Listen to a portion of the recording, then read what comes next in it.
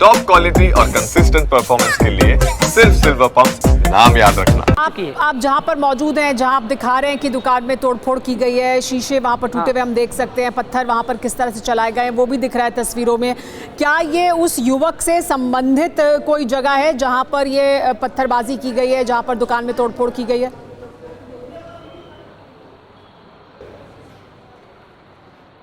हाँ नहीं, सुबह जो 25 तारीख को छत्रपति शिवाजी महाराज की मूर्ति की तोड़फोड़ हो चुकी थी। उसके बाद 5-6 दिन परिस्थिति पूरी तरह से अच्छी थी, सब लोग एक थे। पर आज यवत में जो मंडी होती है, बाजार होता है, उस बाजार में बहुत बगल के गांव वाले लोग उधर इकट्ठे होते हैं, क्योंकि खेती का माल उधर लाते हैं और बहुत इधर 2-3 हज़ार लोग सुबह सुबह जो मंडी उधर आते हैं। और सुबह एक युवक ने जो यवत में रहता है मगर इधर का नहीं है, वो मराठवाड़ा है, मराठवाड़ा का जो परभनी या नांदेड़ का युवक है, उसने सुबह एक पोस्ट डाली। उस सोशल मीडिया पे पोस्ट के वजह से वो पोस्ट सुबह सुबह पूरे यवत शहर में फैल चुकी है। और जो पूरे अगल बगल के गाँव के लोग हैं, जो यवत के स्थानिक लोग हैं, क्योंकि 4-5 दिन ही छत्रपति शिवाजी महाराज की मूर्ति की तोड़फोड़ हो चुकी थी, इसके वजह से पूरी तरह से लोगों में गुस्सा था।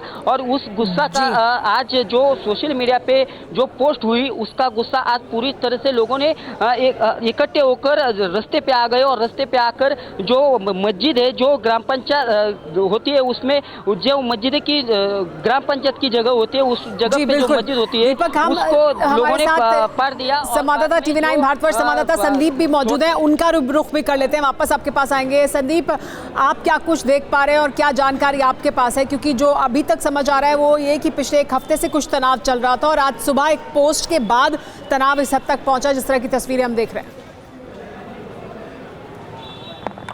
जी, निश्चित रूप से पिछले एक हफ्ते से ये तनाव चल रहा था। और न केवल ये, बल्कि आपको बता दें कि इलाके में नीलकंठेश्वर मंदिर है और वहाँ पर कथित रूप से शिवाजी महाराज के पुतले का अपमान किया गया, ऐसा भी जो है वो जानकारी, ऐसी भी जानकारी जो है वो प्राप्त हो रही है। इसके अलावा एक सोशल मीडिया का पोस्ट किया गया। इसके पहले ये बताया जा रहा है कि कुछ राजनीतिक दल के नेता भी वहाँ उस इलाके में पहुँचे थे।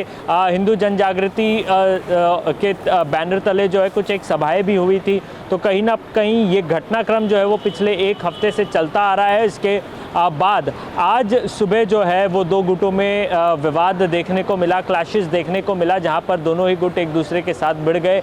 आगजनी जैसा भी माहौल था। संदीप सिंह गिल जो वहां के ग्रामीण पुलिस, पुणे ग्रामीण पुलिस के SP हैं, उन्होंने अपनी सफाई पेश की कि माहौल जो है वो तुरंत कंट्रोल में कर लिया गया है, दोनों गुटों को शांत कराया गया है, भारी संख्या में जो है वो पुलिस बल वहाँ पर तैनात कर दिया गया है। लेकिन सबसे बड़ा सवाल सुमायरा यही है कि आखिर कारण क्या था कि पुलिस ने ये जो प्रिकॉशनरी स्टेप्स जिसे कहते हैं वो पहले क्यों नहीं लिए? क्या पुलिस बल पहले लगा दिए गए होते तो क्या ये घटना रोकी जा सकती थी? तो ये तमाम ऐसे बना हुआ था, उसके बावजूद इस तरह के हालात कैसे बने? हमारे साथ जयप्रकाश भी जुड़े हुए हैं। जयप्रकाश, क्या और जानकारी मिल रही है इस पूरे घटनाक्रम से जुड़ी हुई? क्योंकि एक युवक को हिरासत में लिया गया है। पुलिस से हमारी भी जब बात हुई तो उन्होंने कहा कि अभी हम पूरे इलाके में देख रहे हैं, अगर और जरूरत होगी तो अब देखेंगे क्या और कार्रवाई होती है, जैसे जैसे जानकारी मिलेगी। लेकिन क्या इस मामले में और कार्रवाई हो सकती है? बिल्कुल, इस मामले में और कार्रवाई हो सकती है, क्योंकि पुणे के दौंड के यवत गांव में जिस तरीके से ये पूरा मामला हुआ है, उसके बाद जो वहां पर पैरामिलिट्री फोर्सेस हैं वो भी वहां पर तैनात कर दी गई। जिससे मैंने आपको बताया SRPF और CRPF वहां पर है, दंगा निरोधक पथक वहां पर है, और मस्जिद मंदिर और खास करके नीलकंठेश्वर मंदिर जो है उसके आसपास पुलिस सुरक्षा लगाई गई है। सहकार नगर में पुलिस सुरक्षा लगाई गई है। यवत के उस मार्केट में पुलिस सुरक्षा लगाई गई जहां पर फ्राइडे का मार्केट लगता है। आज जुमे का दिन है, तो जुमे के दिन पर बहुत बड़ी संख्या में जो नमाजी है वो नमाज अदा करने के लिए जाते हैं, तो वहां पर भी पुलिस सुरक्षा लगाई गई है। सबसे बड़ा सवाल ये है कि अगर कुछ दिन पहले यानी 26 जुलाई को वहां पर छत्रपति शिवाजी महाराज की मूर्ति के साथ कुछ अवमानना हुई थी, और उसको लेकर जैसे संदीप ने बताया, जैसे हमारे वहां के दीपक रिपोर्टर बता रहे हैं कि जो लॉ एंड ऑर्डर की सिचुएशन है उसको लेकर कहीं ना कहीं परेशानी थी। तो आज अगर सोशल मीडिया पर ये पोस्ट किया गया और उस पोस्ट करने के बाद तुरंत पुलिस को जो है वहां पर एक्शन में आना चाहिए था, क्योंकि ये पोस्ट रिलेटेड जो है 26 जुलाई की घटना के था। और निश्चित तौर पर आज जुमे का दिन है और वहां पर नीलकंठेश्वर मंदिर है, तो